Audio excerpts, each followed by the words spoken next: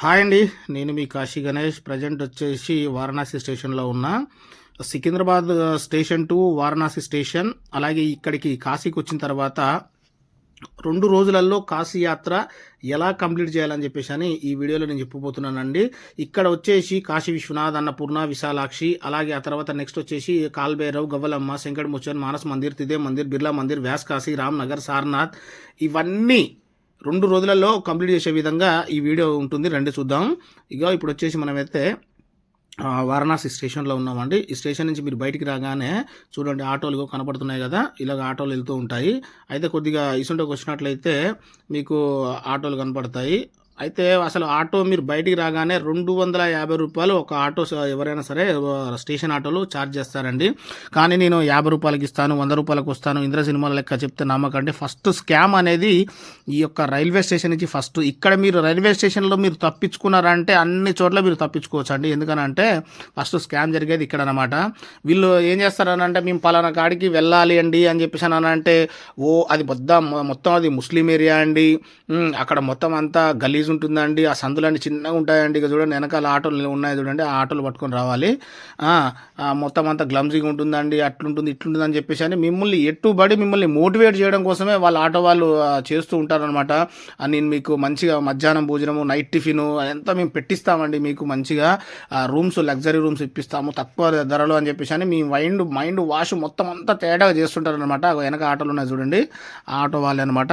మీకు ఇంకొక సవాల్ అవుతుంది. ఇక్కడ మీరు కాశీకి వచ్చిన వాళ్ళు ఓలో ఉంది, ఊబర్ ఉంది, ఆ తర్వాత ర్యాపిడో ఉంది.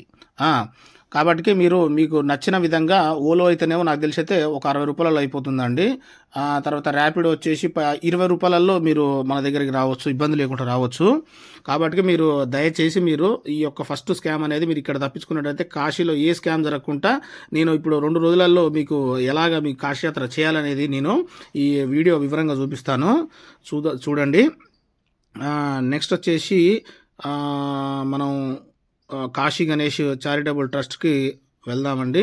మీరు ఇక్కడి నుంచి బయలుదేరినట్టే స్టేషన్కి మన దానికి ఎంత డిఫరెన్స్ ఉందంటే 2.5 కిలోమీటర్ల దూరంలో ఇది రైల్వే స్టేషన్, వారణాసి స్టేషన్ ఉంటుంది.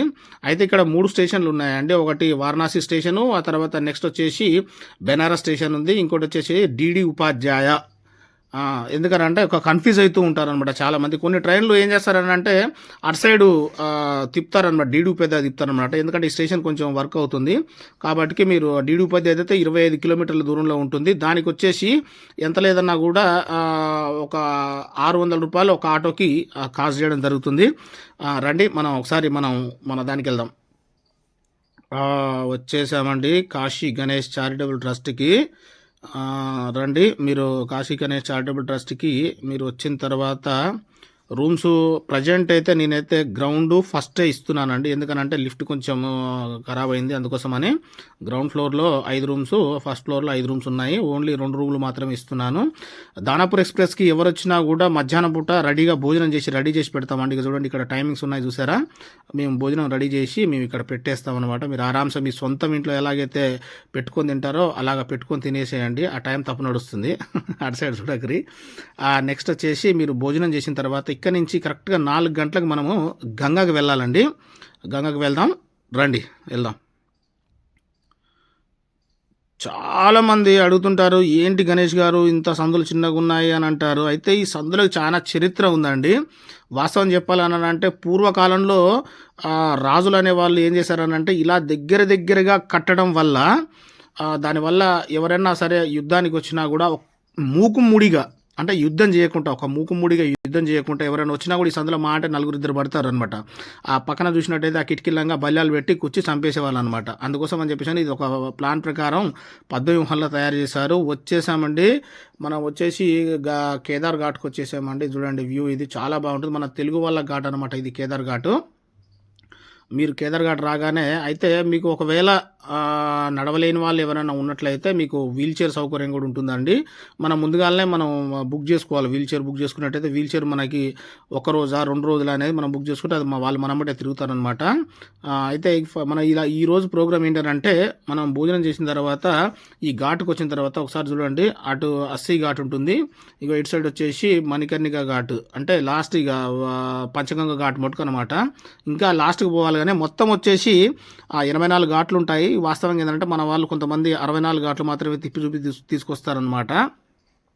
అయితే ఇప్పుడు మన ప్రోగ్రామ్ ఏంటనంటే మనం ఈ గంగలో స్నానం చేసుకొని, ఒకవేళ మీకు వీలుంటే గంగలో స్నానం చేసుకొని, ఇది హరిశ్చంద్ర ఘాట్ అండి, ఇది కరెక్ట్ కేదార్ఘాట్ పక్కనే ఉంటుంది.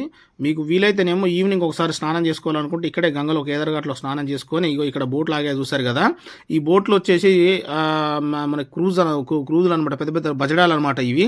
అయితే ఈ బజడాలు ఏంటంటే గ్రూప్లో వైజ్గా వెళ్తూ ఉంటారనమాట. ఒక ఫర్ హెడ్ వచ్చేసి 500 రూపాయలు కాస్ట్ చేస్తారనమాట. అటు లాస్ట్ దా తీసుకెళ్తారనమాట, 80 టు వరుణ నది మటుకు తీసుకెళ్తారనమాట. అలాగే మధ్యలో తీసుకొచ్చి ఇక్కడ గంగాహారతి చూపించుకొని తీసుకొని వస్తారనమాట. మొత్తం అంటే టోటల్ ఏదైతే కాశీయాత్రలో భాగంగా ఘాట్లు, ఆ తర్వాత నెక్స్ట్ గంగాహారతి 2 చూపించుకొస్తారు. లేదు మన ప్రోగ్రాం వేరే ఉంది, మనం 2 రోజులలో మనం కంప్లీట్ చేయాలనుకుంటే మాత్రం మీరు ఏం చేయాలంటే కిందికి వచ్చేసి సపరేట్ బోట్ మాట్లాడుకోవాలండి. సపరేట్ బోట్ అని అంటే ఇప్పుడు వీళ్ళతో పాటు గ్రూప్లో పోతే మనకు ఒక ప్రోగ్రామ్ మాత్రం అవుతుందన్నమాట.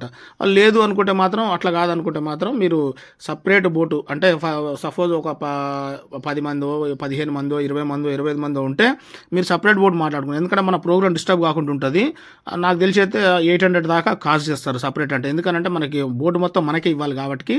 చాలా మంది అడుగుతున్నారు, బోట్లు బాధిస్తున్నారు గణేష్, ఎట్లా వాస్తవం రీజనబుల్ చెప్పండి అని అంటే, రీజనబుల్ ఉంది ఇక్కడ 500 రూపాయలు అందరితో పాటు. అందులో దగ్గర ఒక కొన్ని వేల మంది ఈవినింగ్ పూట మీరు చూసినట్టయితే వెళ్తూ ఉంటారు. అక్కడ స్కామ్ ఏ ఉండదు, మీకు డైరెక్ట్ కనపడిపోద్ది కదా. మీకు నలుగురితో నారాయణ కులంతో గోవింద అందరితో పాటే మనం అలా వెళ్ళిపోతుండాలి. లేదు మన ప్రోగ్రామ్ 2 రోజుల్లో కంప్లీట్ చేసుకోవాలనుకుంటే మాత్రం అలాగా మనం సపరేట్ బోట్ మాట్లాడుకొని మనం డైరెక్ట్ మన కాశీయాత్ర అనేది ఇక్కడ నుంచి స్టార్ట్ చేసుకోవాలండి. ఇక ఈ రోజైతే మనము గంగా ఘాట్లు, ఆ తర్వాత నెక్స్ట్ గంగా హారతి, అలాగే స్ట్రైట్గా వెళ్ళిపోయి అలాగే పంచగంగ ఘాట్ నుంచి మనం పైకి ఎక్కినట్లయితే మనకి కాలభైరవ దర్శనం అవుతుందండి. ఇది ఒక 1 టైప్ దర్శనం. ఒకవేళ లేదు అనుకుంటే ఓన్లీ కొంచెం అమౌంట్ మనం తక్కువ చేసుకోవాలి, మన సపరేట్ ఏమొద్దులే అనుకుంటే ఓన్లీ ఘాట్లవి చూసుకొని గంగాహారతి చూసుకొని మీరు కరెక్ట్గా 7:45 కల్లా మీరు గంగాహారతి అయిపోతుందండి. గంగాహారతి అయిపోగానే మీరు పైకి మీరు 15 నిమిషాలలో మెయిన్ రోడ్డు మీదకి వచ్చేస్తారు. అక్కడి నుంచి మీరు వెహికల్ ఆటో మాట్లాడుకున్నట్లయితే డైరెక్ట్ కాల్బేర వెళ్ళిపోవచ్చండి. కాల్బేర టెంపుల్కి నాకు తెలిసి అయితే ఒక 500 రానుబోను 500-600 కాస్ట్ చేస్తారు. కాబట్టి మీరు 500-600లో మీరు ఆటో మాట్లాడుకొని డైరెక్ట్ కాల్బేర టెంపుల్కి వెళ్ళినట్టయితే, ఇంకోటి ఏంటంటే నైట్ టైంలో మనకి ఫ్రీగా మంచిగా దర్శనం అవుతుంది అనమాట. కాబట్టికి మీరు నైట్ టైం పోవడానికి మ్యాక్సిమం నైట్ టైం పోవడానికే ప్రయత్నం చేయండి. ఎందుకంటే ఇక్కడ ఆటోలు బార్కోడ్లు ఉంటాయి, అన్ని ఆటోలు కాలభైరవ టెంపుల్ వెళ్ళామన్నమాట. కాబట్టి మీరు చూసి కాలభైరవ దర్శనం చేసుకోండి. నెక్స్ట్ వచ్చేసి పొద్దునట్టు మనకి ఏమైనా కార్యక్రమాలు ఉన్నట్లయితే ఇక చూడండి, ఇక ఈ ప్లేస్లోని ఇక్కడే కార్యక్రమాలు జరుగుతూ ఉంటాయి అన్నమాట. పిండ ప్రదానం కానీ అస్థికలు కానీ అవన్నీ కూడా మనం రేపు ఉదయం ప్రోగ్రామ్ అనమాట.